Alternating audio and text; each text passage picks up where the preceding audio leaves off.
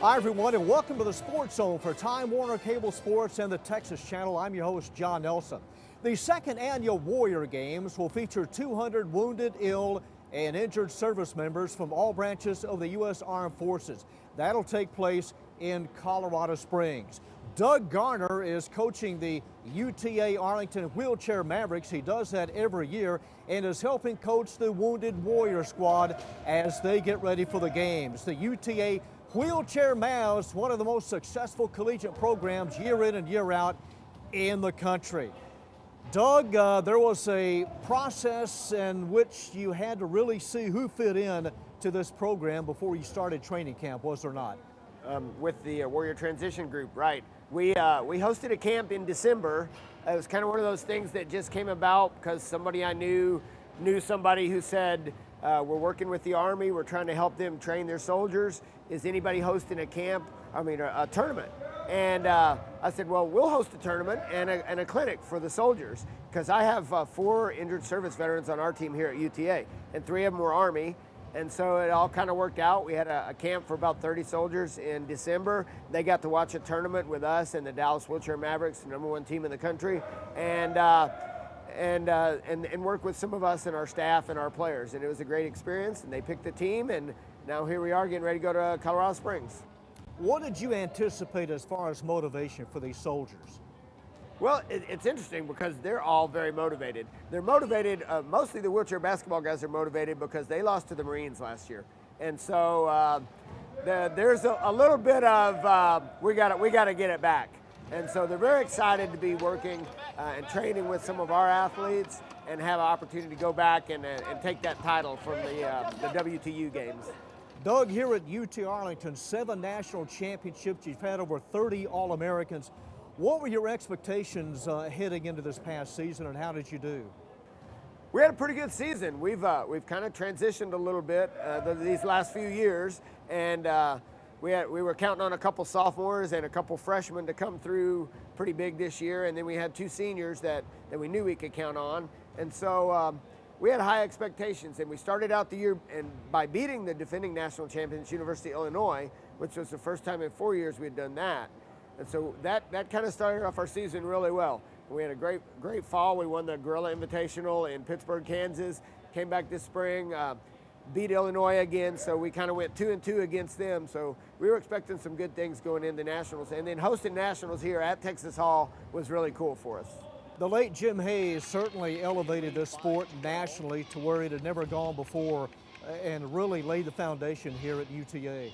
He did. Coach Hayes, a lot of people don't know it, but before Coach Hayes started the program here, and with the cooperation of the administration at UTA, there were no scholarships in wheelchair basketball. It was kind of at a club sport kind of level. Coach Hayes came in and said, if we're going to do this, we are going to elevate the sport, and we're going to take it to try to move it toward the level of an NCAA team. And so he got the student body and the administration to support legislation on campus to fund wheelchair basketball scholarships, and became the first school to offer full wheelchair basketball scholarships for students with disabilities. Typically, how many members on the squad, how many scholarships now are offered? We have right at 8 full scholarships that we can give as full or break up depending on how much financial aid an athlete needs. And this last year we had 15 on our roster. When school starts in the fall and you have some freshmen, some incoming freshmen, and when you have the first couple of practices, what are you really watching for? What are you looking for when you have the new faces? Well, probably the biggest thing that I like to see is confidence. I like to see them coming in with the confidence that even if they don't know what's going on or that they mess up, they're going to learn from it. Because it's a huge jump from junior basketball or community basketball, which we get some transfer guys in. It's a huge jump to the college level of the game, because that's where a lot of the international players are training and with the college teams. So if they have that confidence that they can get in there and play at that level, then they'll develop the skills. And when you get down to it, basketball is basketball. I mean, the three-point line's the same. You do have some contact, and some of the rules are a little bit different that you really have to have a keen eye for. Right, yeah, there are a little bit of, as you'll see, a lot of contact in wheelchair basketball. So there's a lot of mental toughness involved. You can't be afraid of that. And then you have to be smart. You have to be able to anticipate chair position and contact and avoid it. We work a lot on acceleration, deceleration, linear speed, changing direction, and things like that to avoid some of that chair contact where we need to.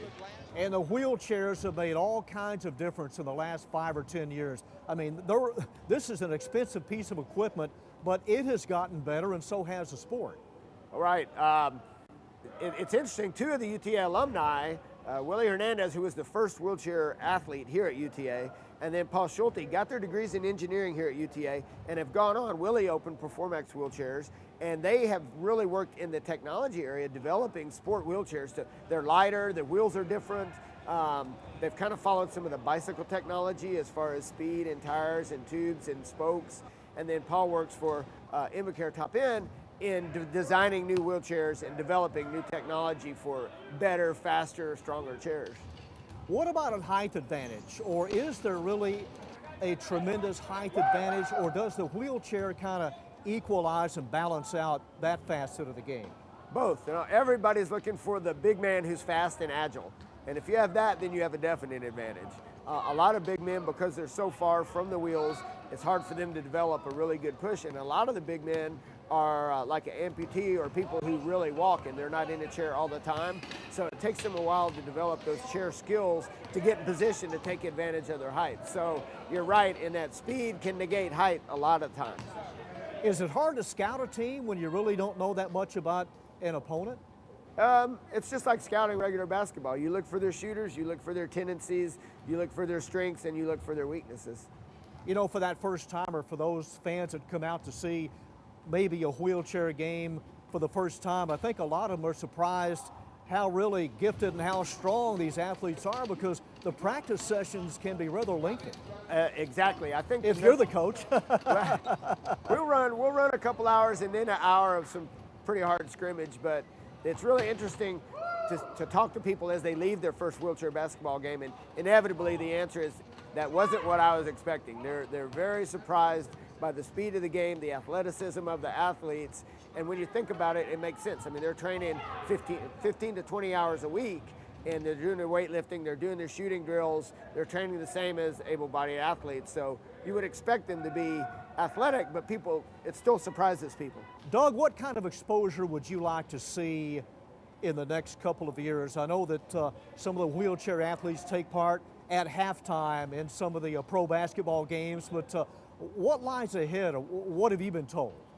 Well, I'm real active on the national and international level in wheelchair basketball and adapted sports, and one of the movements now that's really coming out of the White House and coming from the Women's Sports Foundation is accessibility in our school programs, our high school and college programs for students with disabilities. And I think there's a lot of kids that don't get the opportunity to participate in wheelchair basketball because, well, affording a wheelchair is one reason, but getting to practices that aren't at school, they don't have some of those advantages. So it's really going to take getting wheelchair basketball accepted in the schools and addressing the health and the developmental needs of the athletes and seeing it as a sport. Doug, what if some of the wounded warriors ask you about maybe to get a competitive edge? They ask a lot about our training. They ask a lot about our chair training, like our chair skill drills, and then shooting drills. So a lot of our training, our strength training program, we have a strength coach that works with our team.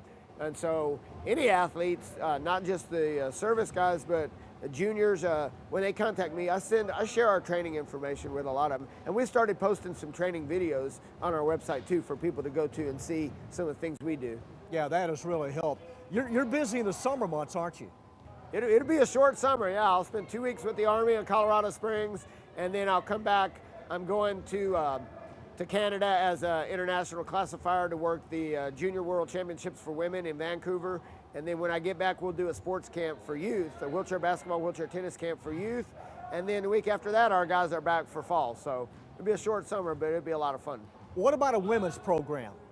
A women's program, that's a good question. Actually, we met on campus with the administration this week, and it is on the radar. There's 4 schools that have women's programs, and the university is working on some development things, and we're actually working with our grant department on finding some grants to help us establish a women's program. I think that's one of the next steps that we'll be working toward here.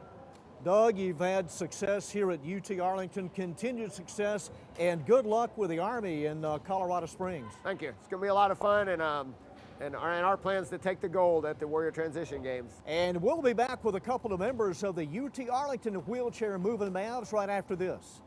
Head position the same. Every shot should be exact same.